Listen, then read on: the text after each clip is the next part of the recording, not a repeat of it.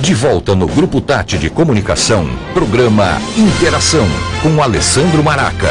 Na tarde inteligente Tati FM e TV Tati. Olha, estamos de volta aqui transmitindo para toda a Ribeirão. Agora são 2 horas 17 minutos, 2 horas 17 minutos. Estou recebendo nos estúdios uma pessoa que eu gosto muito. Já tive a oportunidade de fazer uma série de entrevistas com ela quando eu trabalhava em outra emissora. E aquelas entrevistas eu tenho certeza que ajudaram, né, muitas pessoas aqui em Ribeirão Preto. Nós falamos sobre um tema que é muito delicado, que nós voltamos a falar a partir de hoje, que é o suicídio. Sueli Masson, seja bem-vinda, Sueli. Obrigado, Maraca. Boa tarde a todos. Que agradece.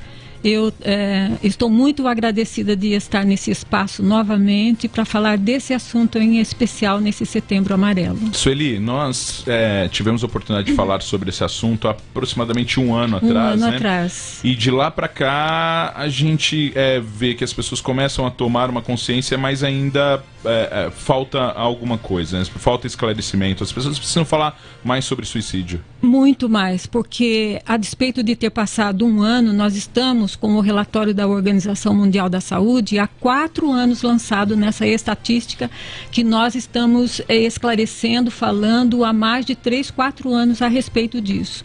Infelizmente, a epidemia ainda é intensa nesse sentido. Então, nós não podemos perder tempo. Né, onde há uma possibilidade de esclarecimento sobre o assunto, sobre a dor das pessoas que convivem com esse problema, nós temos que optar pelo esclarecimento, pelas orientações, né, para que as pessoas deixem de ter preconceito a respeito desse assunto. Sempre que a gente traz algum tema e que a gente precisa de discutir esse tema, a gente traz alguns números, né? E os números do suicídio são assustadores. Não só Ribeirão Preto, mas no Brasil o suicídio vem crescendo. O jornalismo, as emissoras de TV, de rádio, elas têm por si não divulgarem o suicídio, né?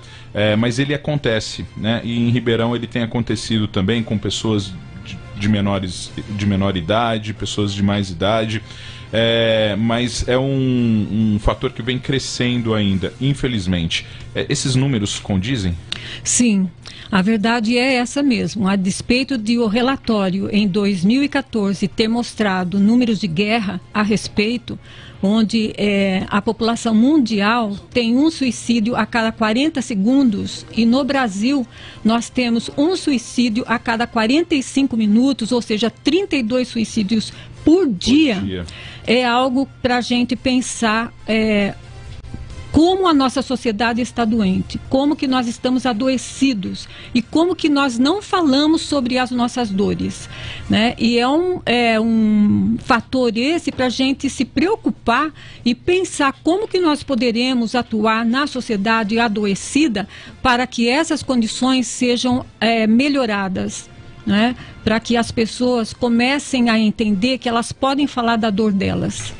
Não é? E aí, vindo para esse assunto, na questão da dor das pessoas, geralmente o suicida, ele esconde muita coisa que está acontecendo com ele não se abre, tem essa dificuldade. Como é que a gente pode diagnosticar isso, Sueli? Como as pessoas podem estar atentas? Existem alguns sinais? Então, Maraca, é uma coisa muito subjetiva e é assim muito dolorido isso, porque o suicídio é uma relação multifacetada de fatores que envolve várias situações muito complexas, e quando nós falamos sobre o suicídio em si, nós nos atemos às estatísticas, quando na verdade nós estamos diante de um questionamento extremamente profundo que a sociedade não consegue fazer. Não é? Então, quando nós falamos de sinais, as famílias elas ficam extremamente adoecidas quando elas perdem um ente querido ou uma pessoa muito próxima, como um amigo, por suicídio, porque elas se culpam, porque elas não perceberam o sinal. né, os sinais, vamos dizer assim. E é algo muito mais fundo, muito mais complexo, e nem sempre as pessoas que não lidam com isso todos os dias têm facilidade para reconhecer esses sinais. Os sinais são, muitas vezes, a pessoa, a maior parte do tempo dela, ela está triste, ela está agressiva, ela está com tudo à sua volta de um cinzento muito grande, e tem uma dificuldade muito grande de concentração. Às vezes ela está em depressão, porque esse é o primeiro grupo de risco que a Organização Mundial da Saúde revelou. Não é? Uma porcentagem enorme da população, de 10 suicídios, 9 foram provocados por depressão. Então, a condição de luto na alma tão profundo que a pessoa não consegue mais dar sentido para a vida dela. O suicídio não tem nada a ver com a morte, tem com a ausência de significação da vida dela. Né? Então é por isso que a gente tem alertado profundamente todos os grupos de risco, os seus familiares principalmente, que não conseguem perceber esses sinais. Os sinais, a pessoa tem uma falta de concentração muito grande, ela é triste, ela se faz de alegre para os grupos, onde ela tem as suas relações afetivas, mas ela não consegue traduzir aquilo para dentro dela. Enfim, os sinais são múltiplos e a família sempre se culpa nesse sentido. Por isso que neste ano nós estamos focando principalmente no sistema de pós-venção. O que significa isso? Significa cuidados com os familiares que estão passando pelo luto da perda de uma pessoa próxima ou familiar. Porque esse grupo, os familiares, os amigos, é um grupo altamente suscetível a desenvolver depressão e até suicídio futuramente. Né? Então, existe uma condição séria nesse sentido, e neste ano nós achamos que a fila deveria andar, que a gente não deveria ficar somente na estatística, mas sim trabalhar todas as questões possíveis que possam levar o assistido a praticar o suicídio. Sueli, estão já se manifestando aqui. A Manu Jack está falando: boa tarde a todos, quero parabenizar essas iniciativas que fazem diferença na vida de muitas pessoas. Um abraço especial para Sueli Masson, Emanuel, ela colocou aqui. E a Ana Cláudia Pagano está adorando o papo, disse que é muito importante falar também. Ana Cláudia, ela é minha amiga, eu posso falar tranquilamente. Ela perdeu uma família para o suicídio há menos de um ano, uma pessoa da família dela para o suicídio há menos de um ano. O Silvio Mauro Tavares, ele está dizendo que ele entrou na questão ainda das entidades, né, numa esfera mais política aqui, mas é um comentário relevante. A Ana Cláudia está dizendo: morei em Batatais, lá perdi minha irmã. Esse ano, com 38 anos, ela já estava agressiva, estava com melancolia, tinha picos de altos e baixos, e tem sido uma barra para mim, para minha mãe, para a família toda. É o que você falou, a família adoece depois disso, né? Muito Sim. difícil. E a Jaqueline está dizendo o seguinte: boa tarde a todos, muito interessante saber de todas essas iniciativas aqui em Ribeirão Preto. Sueli, estamos com você. A Jaqueline também mandando. Muito obrigada. É o que a Ana falou. A irmã acabou cometendo suicídio, né? E ela disse que a família estava observando alguns sinais, né? Mas nem sempre se consegue observar isso também, né? Exato, tá bem porque várias famílias às quais nós temos contato que perderam alguém pelo suicídio, elas disseram: nós não podíamos imaginar que naquele dia, exatamente naquele dia, nós iríamos perdê-lo ou perdê-la, não é? Porque a pessoa estava tão bem, mas ela já tinha tomado uma decisão. A sensação que me passa é que quando a pessoa toma uma decisão, ela sente um alívio, porque finalmente ela vai ficar livre das dores que ela tem. Então, por isso que a gente insiste em dizer que o suicídio não tem nada a ver com a morte, mas sim é com a vida. Por que a pessoa pratica suicídio contra si mesma? Porque ela quer ficar livre da dor que ela não consegue dar significação para aquilo. né? Então, as famílias não têm o hábito hoje, infelizmente, de praticarem a roda de conversa, uma conversa mais amorosa, mais... existe na maioria dos ambientes familiares uma situação de falta de cumplicidade, né? De intimidade. Na verdade, o ambiente familiar acabou, né? Não existe mais. É difícil você achar... o problema do morador de rua hoje também é esse. A maioria não tem mais vínculo familiar nenhum. Sim. Vai encontrar isso aí na rua, o amor, um abraço, de repente, lá fora. Então... E essa falta de diálogo familiar, essa coisa da família, esse é um dos aspectos. Sueli, você nunca fez questão, até para a gente poder dialogar e falar das causas, de abordar o aspecto religioso, assim, diretamente, né? Mas também existe uma questão religiosa que as pessoas sempre se atentavam e tal, e hoje parece que menos, infelizmente, né? Você acha que isso também tem uma influência? Tem, lógico que tem, mas eu diria que essa questão do suicídio, ela está além da crença religiosa que cada um tem, que cada um possui e postula, não é? Então, quando a pessoa está realmente adoecida na sua condição moral, na sua condição afetiva, independe da religião, Maraca, independe, porque nós temos um número significativo de pessoas que são religiosas, que elas se fundamentam em uma doutrina religiosa e, no entanto, elas estão praticando suicídio, tentativas e ideações suicidas ao longo da sua vida.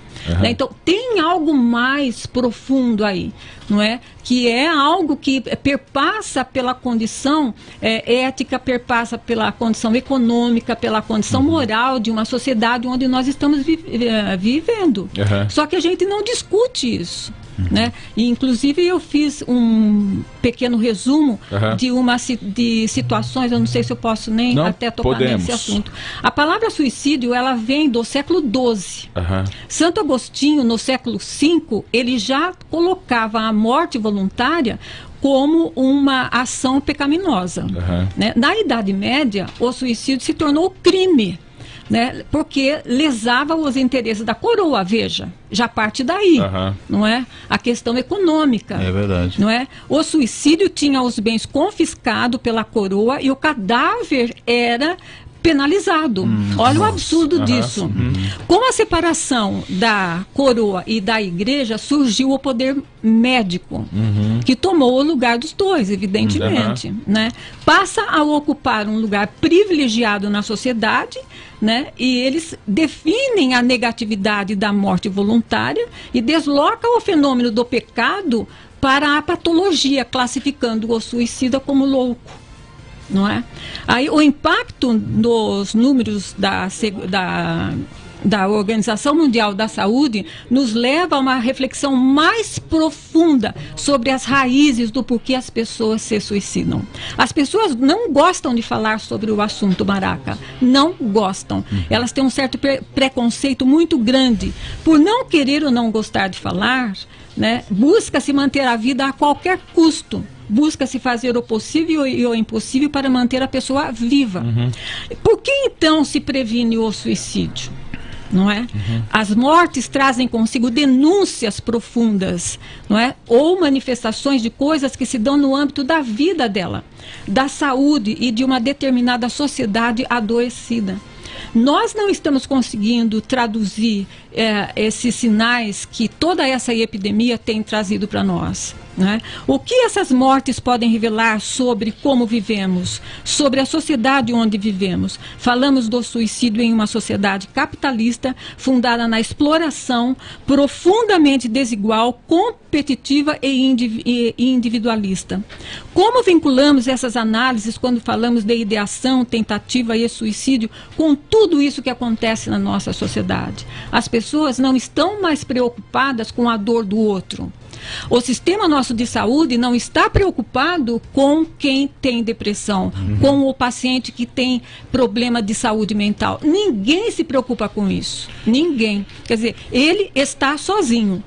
Né? E quando nós falamos assim sobre sobre o poder médico, nós estamos querendo dizer que a medicina convencional adapta os indivíduos como sendo os únicos e exclusivos responsáveis pelo seu fracasso ou pelo seu sucesso. Muito bem. Então, isso é algo que nos leva a pensar, né? O que estamos fazendo de diferente na prevenção? Nós estamos ouvindo, conversando, fazendo roda de conversas, abrindo possibilidades para que o sofrimento venha à tona. Falando encontramos caminhos, juntos somos mais fortes. Podem não mudar as regras nenhuma essa questão, mas a luta, quando coletiva, traz um sentido renovado à nossa existência. Podemos ter pouco, podemos ser poucos, mas teremos um projeto coletivo e isso pode fazer muita diferença na vida das pessoas. Muito bem. Sueli, o nosso tempo acabou, mas eu acho que hoje foi uma introdução. Eu posso contar com você na próxima semana para a gente continuar com esse assunto? Sem dúvida, Manaca, e a gente parte prazer. De onde iniciamos hoje. Hoje foi uma introdução e nós vamos partir desse ponto, pode ser? Sem dúvida. Quero agradecer então a Sueli Masson, a Paula Domenichelli, a Bia do Resolvi Mudar. Quero agradecer muito o Vitor, que veio hoje aqui trazer o Instituto Renove com a gente também. Obrigado. Os trabalhos técnicos do Rodrigo Arantes e a produção dele, Carlos Marcossi. Muito obrigado. Hoje teve produção da Patrícia de Donato também, que ajudou muito a gente aqui. Um abraço a todos, até segunda. Tchau!